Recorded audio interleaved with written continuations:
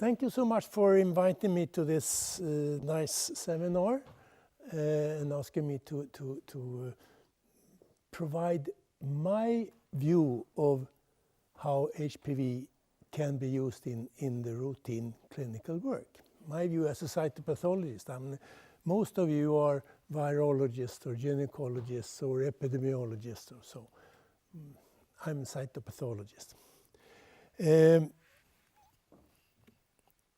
Okay. This is when it started in Stockholm. The screening, it's all about screening. Our goal is to prevent cervical cancer, and the way we do it is to have a screening program. It started in Stockholm in 1966. The national recommendations came 1967 as based on the experiences from the Sabbatsberg test. This is Magnus Naciel, who did it, who came with the idea and did all the work. And this is his secretary, Katrin Dunger, who was the one who saw to it that things worked. Magnus Naciel was not realistic, but she was the practical person. And what you can see here is that she has a number of slides. She's registering slides coming in, and this form that follows the slide is in A4 format, which means that they are screening samples, because we had 8.5 format previously in the laboratory. And this picture is from '66. So I know we started 1 year before.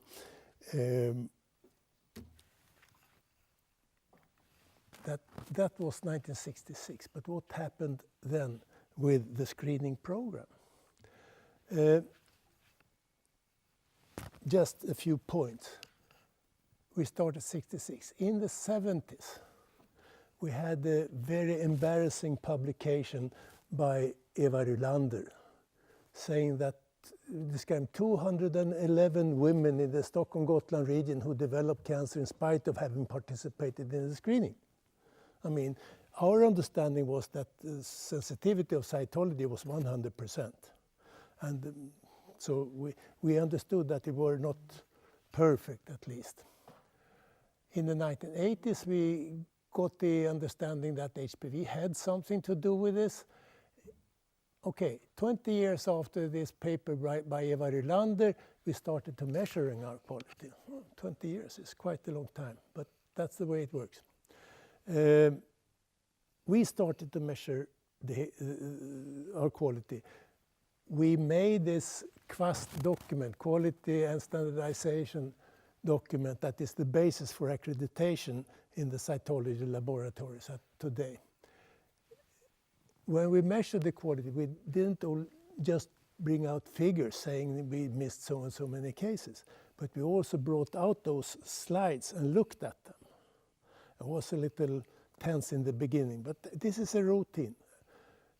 All findings where we see that we have missed something in the slide, they are rescreened, and where we had done mistakes in the preliminary diagnostic work, they are sent around. Everybody should look at them, and we learn the difficult cases in that way. Now, the beginning of this century happened at two major things that has changed the screening program. One is the change from conventional cytology to liquid-based cytology. Perhaps you who are not working in cytology understand the importance of that change. It's a major change in performance. You know, when you do a conventional smear, you smear out the mucus on a glass slide, creating a very thin liquid film that starts to evaporate directly, and you get air drying effects immediately. You can't prevent it. Some air drying effects are more severe than others, but you get air drying from the beginning. It's impossible to avoid it. With liquid-based, you have your sample and you put it directly into a fixative and send the cell suspension to the laboratory. The second thing is that we have started to use HPV testing in a clinical routine. Okay, the screening program, the effect of the screening program a major decrease in the incidence of both mortality and morbidity. Now, there is a slight increase that has caused some discussion this last year. This is a significant increase, and just say there is not a consensus on what caused this increase yet.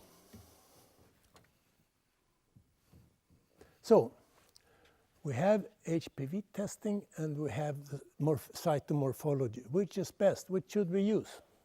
Should we do the HPV testing or should we do the cytology testing? Is one better than the other? Well, if you look in the literature, you could find whatever you want to find. There is a major study, I think from New York State somewhere, more than 200,000 women, saying that, okay, with virology you miss 20% of the cases. There are other studies, the Athena study, for example, where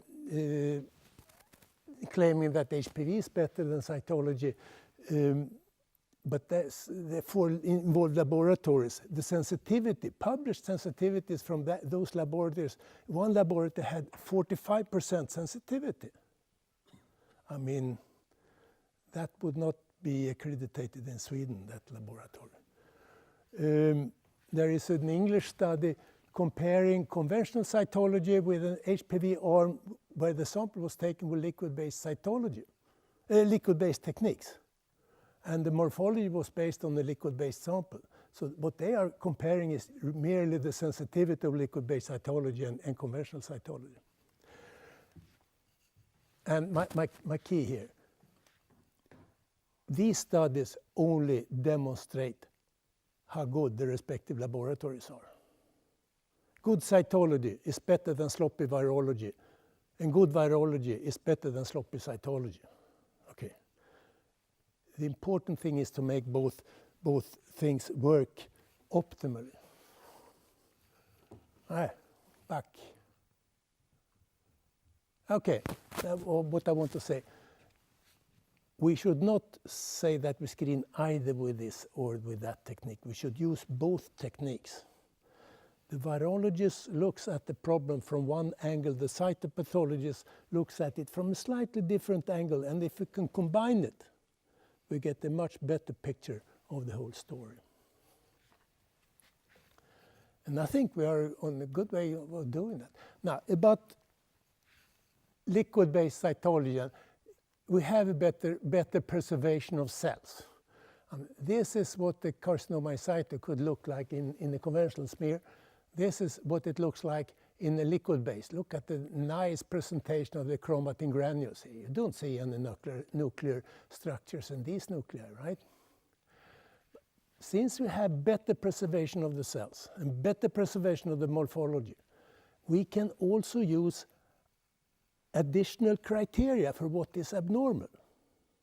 Things that in the conventional cytology most often was just fixation artifacts. We can use additional criteria, and that is really the gain with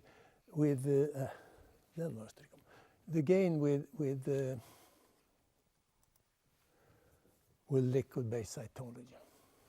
The second gain with liquid-based cytology, you can combine it with an HPV analysis. You don't have to call the patient back for another sample to get that information that is in finding the HPV DNA. So, sensitivity of cytology. What is the sensitivity of cytology? When we started measuring, we had values around 70% or even lower. One case out of 3 we missed. And that was not only in Stockholm.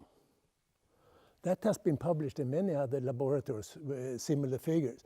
The huge laboratory in Vancouver, Fiedler and Boyce, where they really started to make a population, to screen the entire population. That was the first attempt to do that in the 60s. They had the same sensitivity figure. Now, I told you that we looked at our mistakes and learned from them. And if we look at the last years before we introduced liquid-based cytology in the screening, we had, and this is Huddinge figures, 84% sensitivity. The sensitivity here is decided with whenever there is a histological diagnostic sample saying that there is a high-grade lesion, and it is a simultaneous cytology sample taken. In Huddinge, these two samples are treated in two different parts of the laboratory. And then we see how often is the cytology sample abnormal. That's in 84% nowadays. If we go back 20 years in time, it was only around 70%. So we learned and we improved sensitivity over the year. And that was the most modern kind of conventional cytology, I would say. Now, if we look at the period when we had 2012, histologists from 2012, they were in the intermediate when we were starting up. But from 13 and on, all the screening was with liquid-based cytology. And now we have 90% sensitivity, measured in the same way. And in fact, it's increasing. So, if we put that, sorry, this first. We have an increased sensitivity in liquid-based cytology, but the additional criteria for an abnormal smear also increases the amounts of mild lesions and lesions where a substantial part of them are just reactive, has nothing to do with the development of cancer. So we need something to sort out most of these reactive changes. And there, HPV testing as a reflex test is ideal. It has a very, very high negative predictive value. If it is negative, then there is no precancerous lesion. If it's positive, there's in fact a risk for a high-grade lesion. Also, if the cytology is only mild. These are the sensitivity figures that we have counted on in our material. 90% sensitivity with a positive predictive value of around 30%.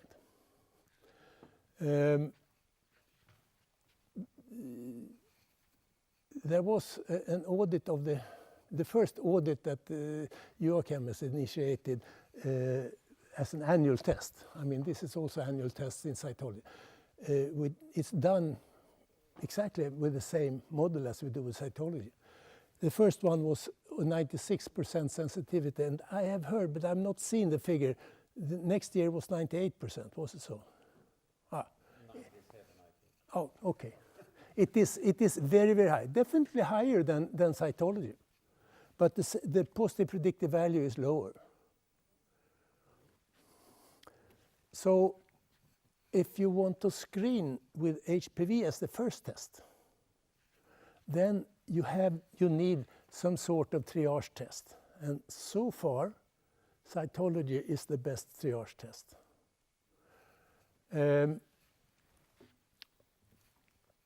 But what will the sensitivity be? Well, theoretically, if you look at those figures, you have 96% sensitivity with virology and 90% with cytology. If you combine them, you will only get 88% sensitivity. Not much, but it is a little worse. Now, Joachim performed this introduction of HPV as a primary screening as a controlled study. And this morning, thank you, Miriam, I got the figures. He ran it obviously in computer yesterday. Fresh values. It's not exactly the figure, but I picked the figures from your mail this morning. What you can see is that this is a really large study, it's 200,000 women involved. And you see you have 1% of them get the histological diagnosis of HCl+. And 0.9 in cytology, it's this difference. It's significant. It is significantly higher in the virology arm than it was in the cytology arm. 2x2 table test is chi-square is 4.5, so it's clear cut. How could that be? It should be worse. How could it be better? I think, now I talk about what I think. I think that when you screen a cytology sample that you know contains a high-risk virus, then you are more alert. And you lower the threshold for calling it abnormal automatically, at least the first years. You cannot trust that this will be so in 10 years' time, but in the beginning at least. So whatever we can say, we don't miss more cases with primary HPV screening, we perhaps even detect more cases.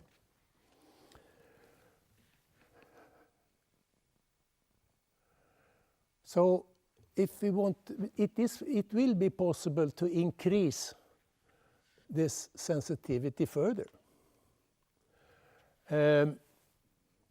If we can, and Christina has already talked about possibilities to have additional criteria for follow-up. Is it a persisting infection? Perhaps it's enough just to see the persistence into subsequent samples to motivate the follow-up. And what is being discussed at the moment, patients with HPV 16 or 18 will be followed up at a shorter time interval. Negative cytology, but these highest risk viruses, then you bring the patient back after 18 months. That, I think, will improve the performance of the screening control considerably. One basis for this is Huddinge data, and I probably have to explain it. This axis, x-axis here, is a time axis. Here is the histological diagnosis. These bars here, that represent the sensitivity or the ability to detect something abnormal in smears taken within a year before the histology. The next group, and it's 10 years, so it's 2016 to 2007.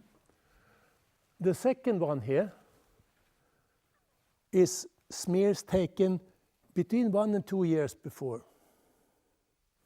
And the third are smears taken between 2 and 4 years before the histological diagnosis. This includes the previous screening occasion, right? When I got these figures, I was very surprised, I can tell you. How come that we have only a sensitivity of 17%? I mean, it's not so that we can have performed worse cytology there than we did there. The only explanation for this that I can see is that those cases, I mean, normally we say it takes 10 years or something like that for the cancer to develop. Those that follow the slow path, they were detected and treated in the previous screening occasion. But a small proportion of cancers will develop faster. It's a number of genetic damages of which each of them occur at random, so to say. And if you have the virus is there, so should you try to prevent the development of a severe lesion, then I think it's a very good idea to go in and shorten the interval that you look for follow-up. This will, I think, will improve the performance of the screening program. So, to end this presentation, how does HPV contribute to my daily work as a cytopathologist here at Huddinge Hospital? The first I presented, we can use the virus to distinguish true pre-neoplastic lesions from reactive lesions. The milder ones, we cannot distinguish them very well just by morphology. The second, in this pre-screening, we had 9%, I think it was 8.8%, that were HPV positive. Instead of screening then all these smears by cytology, we only screen 9% of them. It's a major relief for us in the laboratory, because one of the problems in today's cytology is that the education of new cytotechnicians have not been enough according to the need. There are a lot of cytotechs retiring these years, and we have a shortage of staff. This really helps us, and that is why I want to start primary HPV screening also below the age of 30. Okay. For the third point there is not so much for me in the lab, more for the program. We could get different indicators for a more intense follow-up that will increase the outcome of the screening program. So, thank you for your attention. I'm happy to ask you all your questions.